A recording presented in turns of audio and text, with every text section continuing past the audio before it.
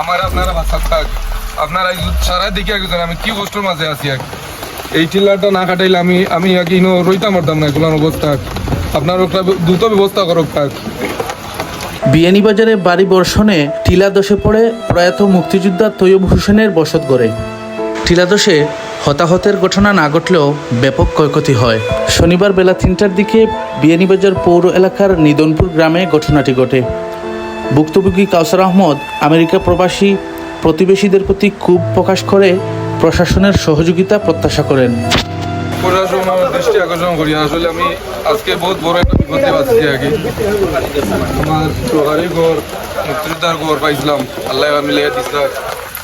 মাটি দশিয়া পড়ছে, মানে আমার ফ্যামিলি খুব রিক্সের মাঝে আছে আমি প্রশাসনের কাছে দৃষ্টি আকর্ষণ করি।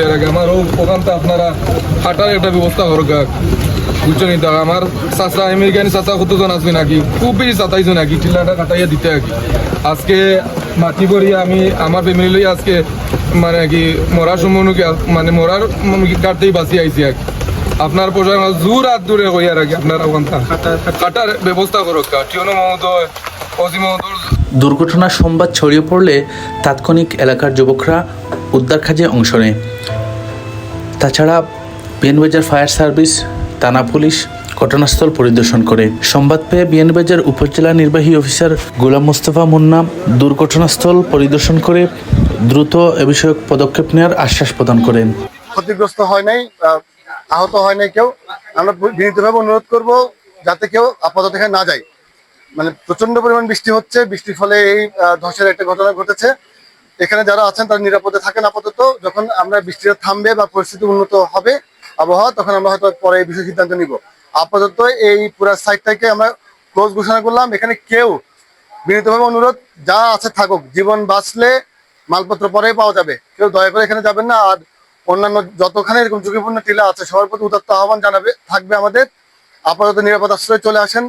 পুরা বিয়ানীবাজার 68টিতে আমরা আশ্রয় কেন্দ্র খুলে দিয়েছি, খোলা আছে। যদি কেউ আশ্রয় না থাকে আশ্রয় নিতে পারবেন। বাকি সব রকম ভাবে আমরা তৈরি আছি। বিনীতভাবে অনুরোধ যারা এরকম ঝুঁকিপূর্ণ জায়গায় আছেন তারা নিজ দায়িত্বেই নিরাপদ আশ্রয়ে চলে আসেন। আর আমরা সর্বক্ষণিকভাবে কন্ট্রোল রুম খোলা আছে, সবাই প্রস্তুত আছে। যদি কোনো হেল্প লাগে আমাদের সাথে যোগাযোগ করবেন, আমরা সবার সাথে আছি। আবার অনুরোধ কেউ যেন এদিকে না যায়, কারণ বিষয়টা খুবই ঝুঁকিপূর্ণ। কাউসার হোসেনের দুর্ভোগ কমাতে দ্রুত টিলা কাটার জোর দাবি জানান এলাকাবাসী। আমি এটাই অত্যন্ত দুঃখের সাথে জানাচ্ছি যে দীর্ঘদিন থেকে দীর্ঘ কয়েক ঘন্টা ধরে অতি বৃষ্টির কারণে বিয়ানীবাজারের প্রতিটা রাস্তাঘাট পানি নিমজ্জিত হয়ে গেছে।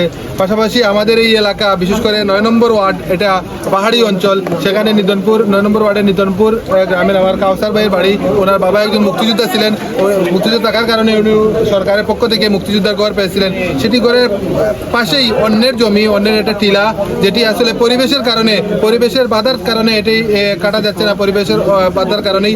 তাই আমি অনুরোধ করব বিয়ানীবাজার প্রশাসকের কাছে যে আপনার নেতৃত্বে এই টিলাটা অপসারণ করে, টিলাটা কেটে এই ওনার নিচে যারা টিলার নিচে যাদের ঘর বাড়ি আছে তারা যেন রক্ষা পায়। এবং আজকে আমরা মহান রব্বুল আলামিনের শুকরিয়া আদায় করি। আজকে এটি অনেক পরিবারের অনেক সদস্য মৃত্যুর হাত থেকে রক্ষা পেয়েছেন। মহান রব্বুল আলামিনের কাছে এটি শুকরিয়া আদায় করি।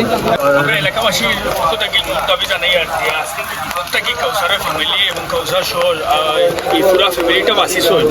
তো আমরা অনুরোধ করুন প্রশাসনের যে আসলে আইনি অনেক জটিলতা থাকে টিল্লা কাটা লইয়া, যেহেতু কানুন বড় লোকে এই টিল্লাটা, তো আইনি সহায়তা দেওয়া লাগি আমরা এই মানে এলাকাবাসীর পক্ষ থেকে অনুরোধ করবো যে প্রশাসনের আইনি একটা সহযোগিতা আমরা কাউসারে দেওয়া লাগি, যে যাতে করে তাই টিল্লাটা খাটতে পারবেন। আর খাটিলে টিল্লা যদি খাটতে পারেন তাইলে দেখা গেছে তাদের বড় ঝুঁকিটা কমিয়ে আইব।